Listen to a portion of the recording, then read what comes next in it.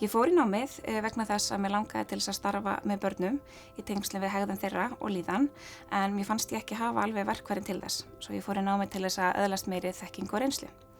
Ég myndi segja að helsti kosturinn við námið sé hversu hagnýtt það er, en samhliða því þá fer maður strax í vettvangsnám, þar sem maður fær tækifæri til þess að nýta fræðin og sjá fræðin á vettvangi og gefur manni einnig góða hugmynd það hvað maður vill gera eftir útskrift.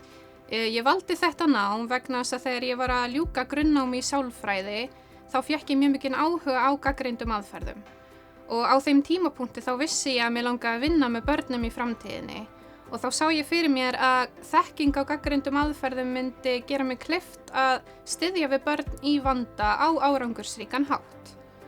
Ég er þroskaþjálfi og hef unnið með börnum bæði í grunnskóla og í leikskóla og ég valdi hagnýta atferlisgreiningu af því að ég var svo ofta að lenda í því vinnu með börnum að ég bara vissi ekki hvaða skref ég ætti að taka næst og mér vantaði svona betri skilning á því af hverju hegðun kemur fram og af hverju sumar aðferðir sem ég var að nota virkuðu stundum og stundum ekki.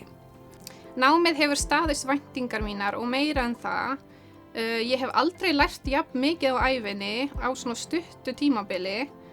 Mér finnst ég hafa fullorðnast, lært að hugsa í lausnum og bara að gefast aldrei upp.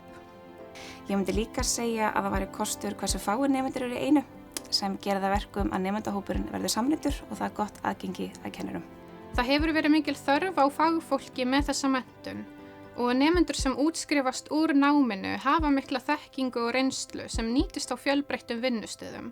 Námið hefur algjörlega staðist mínar væntingar og þetta var bara nákvæmlega það sem ég bæði hélt ég var að fara að læra og nákvæmlega það sem ég þurfti.